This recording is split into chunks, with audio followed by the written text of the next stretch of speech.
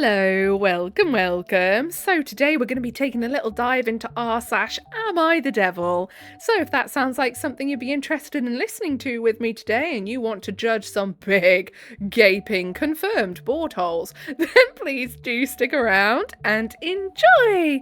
And don't forget to like and subscribe, please, thank you! And of course, quick disclaimer, any opinions I give on the posts we read are just opinions, not facts, do not need to be taken as such. If you have a differing opinion, do feel free to leave it in the comments below. Just make sure you're keeping it respectful. There is no need to be mean with people just because you do not agree. With that being said, let's get into it then, shall we? So this first one was reshared to the subreddit by LJ Exists. She's truly disturbed, they say. It was originally shared to r/Am I the Hole and says, would I be the hole for asking my husband to let go of his best worker over a hunch? My F40 husband, M43, has this worker, M19, who he loves. He calls him his son, lets him eat our food, tells him his life lessons. The boy began working for us when he was around 14. Just little things like mowing the yard, stacking off firewood, going on errand runs for us, normal chore-like work for a young kid. It was an immediate hire when he turned 16. The boy is very tall and fit to work, etc. Already pretty trustworthy and seemed to be a hard worker, so my husband put him to work in his shop, mechanic. The issue is that we have a daughter, F18. That alone should probably sum it up. She is our only child, and me and my husband are very protective of her. We have raised her with strong Catholic and traditional Mexican values, and she understands no boys allowed until she leaves the house, and when boys come to question, it should be for marriage and not to play. Since summer started, from day to night my daughter will sit in my husband's garage and just watch this kid work, from 12 to 6 sometimes when I'm home, and can witness it. I'm truly disturbed. I'm worried about her heart posture. What on earth does that mean? And what she may be thinking. The boy is no better.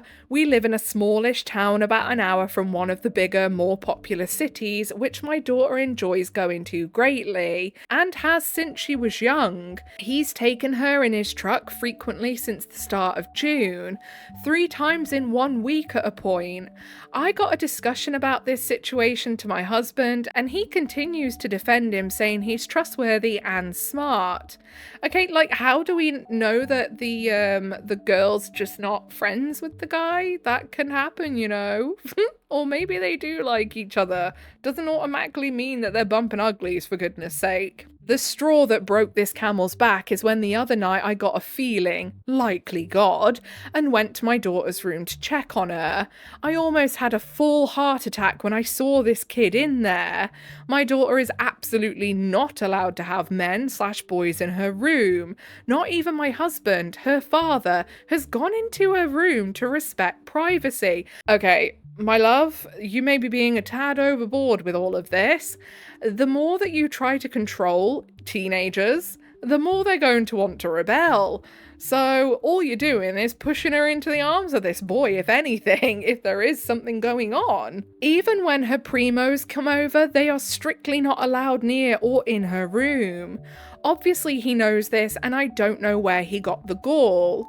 This was after sundown, completely inappropriate. I'm not sure I'm comfortable with this anymore, and I'm thinking to tell my husband just to get rid of the boy. But I know it might break my husband's heart. This kid is the son my husband never got, and since this boy has a single mother, it's a very mutual situation. When Father's Day comes, this kid always has something for my husband. That's how close the two have grown. And of course the boy could stay in contact with my husband, he could even work with him. I just don't think he should be working anywhere near my daughter whatsoever.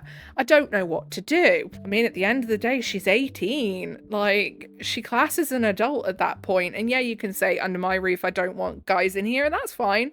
That's your house. All I'm saying is you're just pushing her towards maybe leaving your house and then doing what she wants to do anyway. Like, genuinely, you're just gonna make her want to run away way at this point, and she's going to get to that point where she's probably going to be like, I'm going no contact with mum because she's insane. It's like, and I'm not being funny, thinking that God is telling you to go to your daughter's room because there is a boy sat in there. No, of course, that's more just like mother's intuition that the house feels weird, you know? So, down in the comments, down I go, says, the way she's talking about her daughter like she has no agency of her own is absolutely wild. Yeah, literally. And then Brandied Plum says, how did this boy end up in my daughter's room? She surely can't have invited him in. And then Sunshine Paradox says, I'm also extremely bothered that she calls him the boy. She doesn't associate him with personal pronouns, and that bothers me a lot. He's someone, even if it's someone she doesn't like, and he has value to people she purports to love. Exactly. Like, I understand being protective of your daughter, and I understand, like, Catholic beliefs, not believing in, like, before marriage or stuff like that, but there's no proof that that's going on. He may have been in the bedroom, but she didn't say they were doing anything. He was just sat in there. Yeah, they might be dating, they might like each other, but it doesn't mean immediately that they're doing all sorts. She may turn around and be like, I want to marry this guy in the future. The OP just doesn't know that. I think the OP kind of sees this guy as beneath her and her daughter. Do you know what I mean? So, next post, reposted by IDEK Anymore 548, says, Nightmare Big Sister. So it was originally posted in r/AmITheButthole and says, am I the butthole for refusing to go to my sister's wedding, knowing that it means most of our family won't attend? Why? Why will most of the family not attend? Just because you're not going. I, 40F, am significantly older than my sister, 25F. As such, after she was born, I was repeatedly looked over and parentified by my parents in favour of her. Examples of this include giving my old clothes and toys to her without my permission. You were 15. Did you need your old clothes if they didn't fit? Like, what? Rather than preserving them as a keepsake of my childhood. In short, my inner child has had to do a lot of healing over the years. I am low contact with my parents and sister, but apparently she is engaged and wants me to be part of the wedding. Bear in mind as well, for the first 5 years, the OP's sister would have been like a literal small child that had no role to play in any of this. And by the time the sister was even old enough for her to really have any meaningful interaction, which both sisters are going to remember, this OP would have been 20 years old. And don't get me wrong, I don't agree with parentifying kids, absolutely. But the OP actually didn't give any proof at all of parentification there. They just said, oh, I had to give her my old clothes and toys. Yeah, like most families do that have older children and younger children. I got hand-me-downs from my sister when I was a kid. It's just the way it kind of goes. It saves wasting things. Now I'm not comfortable around children of any age. It is part of my trauma. Being around them for me comes with a sense of responsibility that reminds me of the neglect I suffered at the hands of my family. My sister knows this, so I assumed with her asking me to be in the wedding, that the wedding would be child-free. During a discussion, she mentioned her fiancé's best friend's daughter would be serving as flower girl, and our cousin's son would be ring bearer. I reminded her that I would not be comfortable around children and expressed my disappointment that she would invite me to be in a wedding that is not child-free. She looked sad for a second and told me that there were many young children and families that are close to her and her fiancé, and that the day would feel incomplete without them. And if I really wasn't comfortable around children to that extent, she would understand if I am unable to attend. This OP genuinely just didn't like that they weren't the centre of attention completely and is throwing a brat tantrum over it by the sounds of it. What do you mean you have trauma because you had a sibling and had to give your clothes, your old clothes that wouldn't have fit anymore to your sibling? My goodness. I was shocked that she would uninvite me in the favour of random kids, and it reminded me of being thrown aside in favour of her when we were young. So I left to collect myself. You literally just said you're low contact with her, so why would she go out of her way to uninvite everybody else that she's inviting and their kids for you, who doesn't obviously bother with her all that much? I wouldn't. I attempted to ask my parents to talk some sense into her, but, surprise, surprise, they took her side. At this point, I was deeply hurt and needed an outlet, so I did something that might make me the butthole. I am friends with some other family members on Facebook, and I made a post about how my sister was kicking me out of the wedding and that my parents were taking her side, all because of the trauma that they contributed to themselves. I didn't go into detail because I didn't think it was anyone else's business. I just wanted to vent. Now people are apparently refusing to go to my sister's wedding unless I am reinstated as part of the wedding. She and my parents are begging me to come but still refusing to budge on the children being there, so it doesn't make much of a difference to me. I do feel bad because I didn't know that our family would refuse to come, but I cannot go to an event that has that many children running around or retract my statement because I don't want the family to think I lied, but you did. But you did, though. Like, what? Am I the butthole for refusing to go? I mean, if you don't want to go because you don't like kids, fair enough, but you are the absolute massive giant bellend for lying and saying you got kicked out. No, you didn't. You were given the option to go. You said you won't go unless all these kids are uninvited. Well, tough titties then. You just don't come.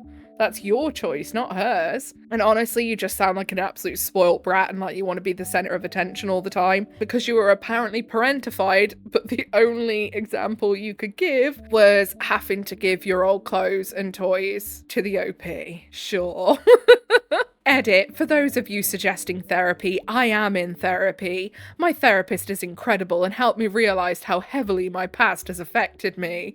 I have yet to discuss the Facebook post with her, but we'll see what she has to say. Get a new therapist. If your therapist isn't telling you that you are in the wrong, then get a new therapist. Also, though, I would actually like to point out that we don't know what the OP has told the therapist, actually. So the therapist could be getting a completely different version of events than what is actually reality.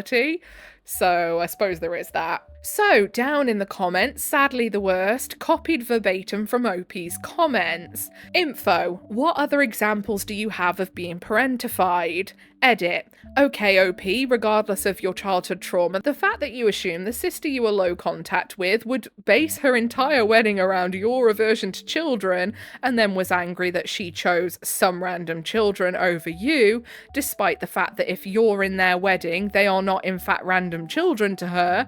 She didn't kick you out. She just didn't do what you wanted, so you chose to leave the wedding party and you, a 40-year-old adult, chose to be petty and lie on social media because your sister's wedding isn't revolving around you. You're the butthole. Exactly. So basically these are apparently the examples that this woman gave for how she was parentified.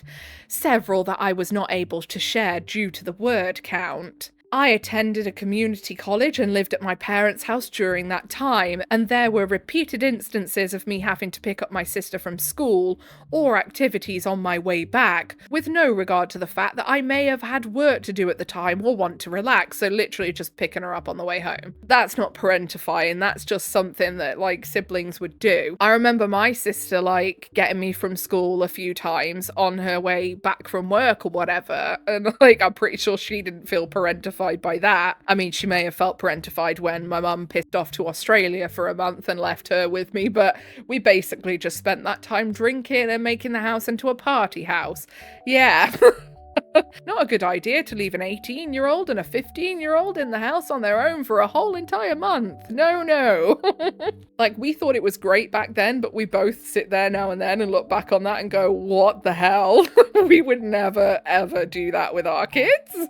I was once left alone with my sister for 2 days and 1 night after my grandfather died, and my parents had to leave the state. Now, obviously, if they were gone on a hollybob, I'd be like, yeah, no, that's not fair to leave their sister with them. But then again, how old was the OP at this point? I would love to know. Because if they were like a fully grown adult at this point, which is highly likely, I think asking your adult child if they can just watch their sister for a couple of days because you've got to go out for a family emergency is not exactly a bad thing, or parentifying them. I wanted to be with my grandmother and family too, but my sister, who was 9 at the time and easily could have stayed with a friend or something, obviously just had to come first. Yeah, but she couldn't though, could she? Like, how many of us as kids had friends who we could have gone and stayed at their house for a couple of days. And it was literally 2 days and 1 night. So it was an overnight. So a day, overnight sleep, and then come back the next day. If I had to do that with a sibling of mine at that age, because at this point the OP would have been 24, I want to say. If I was 24 and I had a 9-year-old sibling and I'd had to do that, I'd be like, yeah, no worries, I'll do that. Like, I understand. This OP sounds like such a brat. Oh my god. I moved out of my parents' home at 26, and for the whole 11 years I lived with her, I was expected to help around the house with common tasks like dishes or vacuuming, whereas she was only responsible for her bedroom and cleaning up after herself. I could go on. Yeah, because you were 26, mate, and she was a kid still. Like, you moved out when she was 11, so obviously you both get jobs, it's just age-appropriate jobs. But yeah, at this point, the OP was a 26-year-old living at home still. They were an adult. Damn right you're helping around the house. And it's not like the sister had nothing to do. She had to be responsible for cleaning her bedroom and cleaning up after herself, I'm assuming, around the house, which is age-appropriate jobs. So then Cantantantelope, fucking hell, she tried to start beef with an infant and lost. LOL. Literally. Sadly, the worst says, yeah, this is a lot. It is. It really is. The best part of it, though, is how absolutely in the right this OP thinks they are. It's like, how? So, last post for the day, buckle up, this is a long one. Far Season 695 repost saying, wonder why wife left. This is originally posted in r/relationship advice, and the title says, me, 30M, and my wife, 23F, married for 1 year, 6 months. Our marriage is falling apart. How can I fix this? Goodness me, that is a short marriage to be falling apart already, isn't it? Although still doing better than a lot of celebrities do, so, you know. This is a burner account, and I don't intend on giving any personal information to keep our identity and locations discreet. Me, 30, wife, 23, have been together since September of 2024. Met online, and it was love at first sight on our first date at a local bar. Dated for 6 months and got married in February 2025. Some could say dating for 6 months is probably not long enough for a successful marriage, but you know, some people do and it works out well, but for a lot it does not when you get married super quick. Moved in together and stayed in an apartment in Georgia for a year until April 2026. Backtrack to July 2025 is about the time that she got pregnant with our first child while on vacation to Hawaii. She works for a hotel chain, so she gets crazy cheap discounts anywhere in the country. So every couple months or so, we would make the occasional hotel reservation to take advantage of a discount. This is important later. Around December, her pregnancy symptoms became concerning. Fainting spells, massive weight loss. Oh my goodness, yeah, that is concerning. Irritability, headaches, etc. So she quit her job to stay at home, so I became the sole provider for our family, and am still now today, July 2026. Fast forward to our son's birth in March of this year. December until now, the pregnancy was very hard on her, and our son was born C-section, a week shy of the 9-month mark, very healthy, 9 pounds, no health problems whatsoever. We spent 3 days in the hospital until my wife was healed up enough to be discharged from the hospital.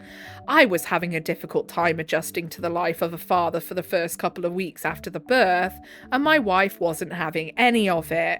If she saw me in distress or unhappy, she would go out of her way, even though her doctor ordered her to take it easy, to do the household chores or baby duties and make me feel awful every step of the way, guilt-tripping me because I didn't do everything with a smile and no complaints. Our parenting styles constantly conflicted, and we butt heads repeatedly about decisions regarding our son's life, and her helicopter parenting style, and her inability to trust me in caring for our child. Every new parent makes small mistakes, and I got burned by her every time I did something that could be conceived as harmful to our child. She would coach me every step of the way of his care like she was a baby expert, even though I had experience with my siblings growing up when I was younger. longer. I mean, yeah, because you literally just said you were having difficulty doing stuff, and apparently you're moaning every step of the way because you said, oh, I didn't do everything with a smile and no complaints. I imagine that it was a bit more than that. I imagine the OP is moaning constantly because they just said if she saw me in distress or unhappy. Like, what do you mean in distress? Clearly you're making it seem like you're incompetent then and don't know what you're doing. So she's had to step in. Our 1-year lease was up on our Georgia apartment at the beginning of April. Also, my job was contract work and had expired. So the following month after our son was born, we agreed to move back to my home state in Texas, away from her family. So I really respect her leaving them behind to move across the country with me, especially since she's actively recovering from her C-section at the time and has been in constant pain. My mother helped us find an apartment that's within our budget. It's a low-income apartment, so some problems were to be expected, and we had to take her word for it being a safe home for our family, but has been nothing but a nightmare since we moved in. Every day my wife would blame me, yelling at me for setting such a low budget for a 2-bedroom apartment in North Texas, $1,500 a month after bills, and I have been unemployed since February living off of savings. $1,500 a month after bills. Like, that's not bad, is it not? Because I know that over in America, like, apartments cost a friggin' fortune. Which she believes is that only low-income areas have millipede infestations. Ew. Maintenance has done nothing to solve this. I have struggled finding work ever since we moved here in April, so I went to a job fair and had no luck finding any work yet again, but got approached by a recruiter for a school that I can qualify for with government assistance for some much needed certifications to advance my technical knowledge. So I went home with this flyer and talked with my wife about it, and we came to an agreement that this class in California would give me the skills to land a very successful career shortly after graduation. She said that she could hold the fort down with our son for 6 weeks so I could go to school. Found out halfway through my schooling she got diagnosed with postpartum depression/rage. I was gone the whole month of June, and this millipede infestation got worse and worse, with her phobia of them made her lose her mind. So the blame game of subjecting her to living in these awful conditions continued every day for almost the entire 6 weeks. Unfortunately, right around the time I left, our son had started sleeping through most of the night, so the restless nights of infancy were coming to an end, but he was still very clingy and constantly cried when she put him down. Yeah, what a stupid idea to move, like, to Texas, like, back to your home state, without a job or anything. Surely it would have been better to just stay where you are, but I don't know. Maybe it was cheaper to rent down there, I don't know. Now these are the real problems and the purpose of this post that's been major issues these past couple weeks that I desperately need an outside perspective for. While at school, she had a very hard time caring for our son as the only main person caring for him, and fighting a bug infestation at the same time.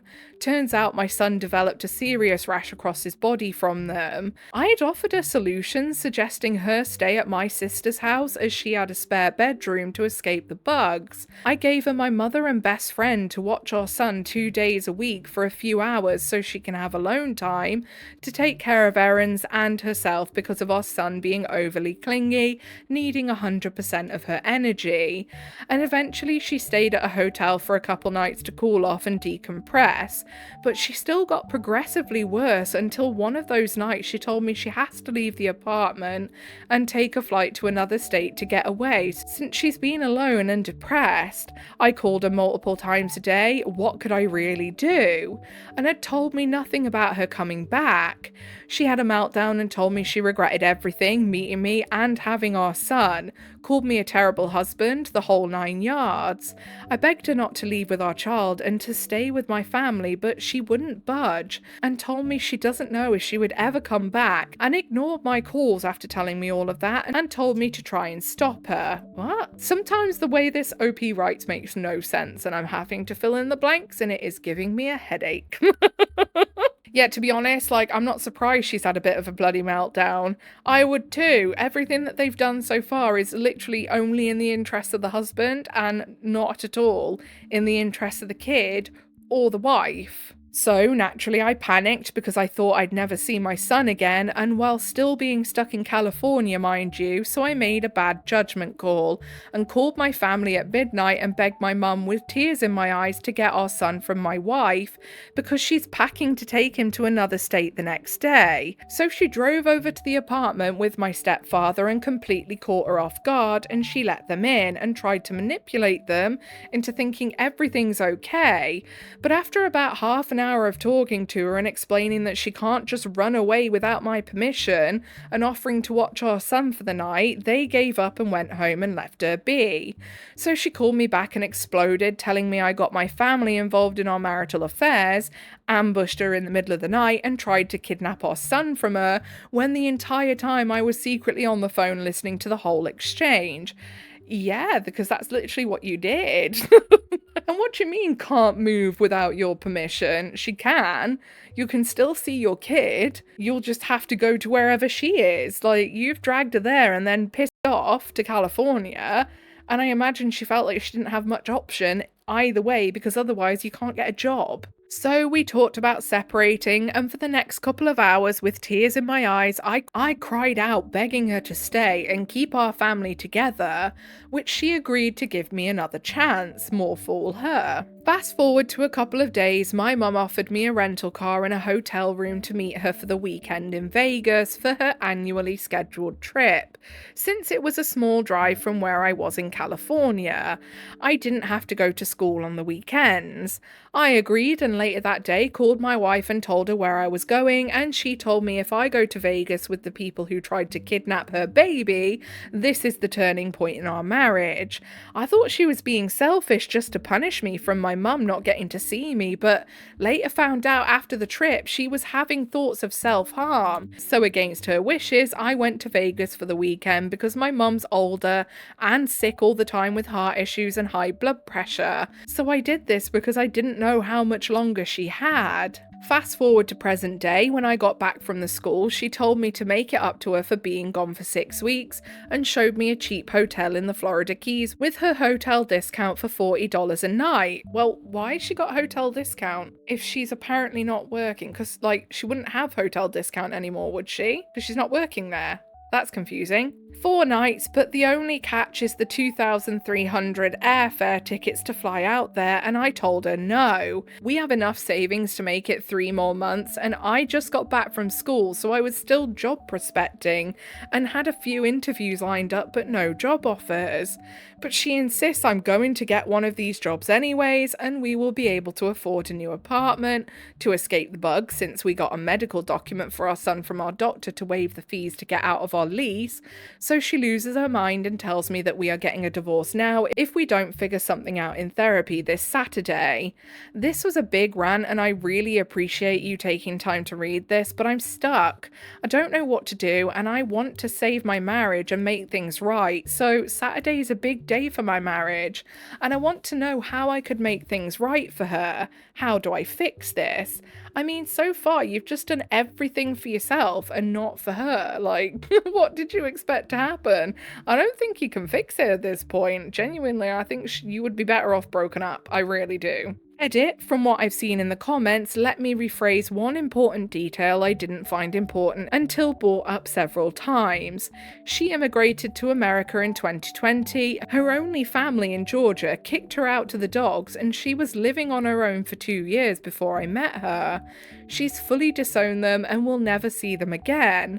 She would never return to them and has talked about returning to her home country, back to her parents' home. TLDR, wife went through a tough pregnancy, left Georgia a month after giving birth via C-section, living off of life savings, now moved back to Texas, went to a 6-week school to further education, and now she wants me to pay back the time apart and difficulties she went through alone with a $3,000 vacation, even though I'm unemployed. Right, so she wasn't going to go back to Georgia, she was going to go to a different country. Okay, so I understand the panic a little bit, but still, if you're not going to be there for her, what do you expect? So, down in the comments, Largefield562 says, so when they moved, he talks about her leaving her family behind, but in the edit, they're all disowned. How is she still getting the hotel discount? Why wasn't he lining up a job when he became the sole provider, knowing he had contract expiring? Exactly. There is a lot of points in this story that don't make sense, and I think the OP is purposefully doing that to make themselves sound better. So yeah, why would she be leaving her family behind if they're all disowned? That's to obviously make us think, like I just did, then going to a different country, not just going back to Georgia. But no, actually, yeah, they said leaving family behind. So that would make me think she probably does have family in Georgia that she still talks to. And the OP's just trying to make us all think that he's the reasonable one here. So then 100% B says, it sounds like she's actually working, probably remotely, but OOP wanted to present himself as being the sole provider despite being unemployed. Yeah, exactly, because she wouldn't still get the hotel discount if she wasn't still employed by them in some way. They had enough money banked to move states and pay $1,500 a month for 6 months as of July, and they still have enough saved for an additional 3 months, and presumably health insurance as well for a family of 3, including an infant, and she's still able to get hotel discounts. Yeah, there's no way he's the sole provider, and even if he had been working and earning money, his wife provided a baby and all of the care for that baby, plus everything else that supports their lives. That's far away and above this guy collecting unemployment or whatever. Also, love how the school would guarantee him a very successful career after graduation when he was pitching the idea to his stressed out and overburdened wife. But when she needed a break and provided the discount to stay in a place where she could recuperate, suddenly there was no guarantee at all that this schooling would lead to a paying job. Exactly. It's all a bit off, isn't it? He's obviously talking out of his bum to make himself sound better. If I was her, I would leave. Okay then, so I think that's all we've got time for today. If you made it all the way to the end with me, I appreciate you very, very much. If you give a little like, subscribe, notifications on, that is your initiation into the Common Avoid. Welcome. Whatever it is you're doing for the day, I hope you have a really good rest of the day. Don't forget to hype and tell Big Al how much you dislike him. Bye!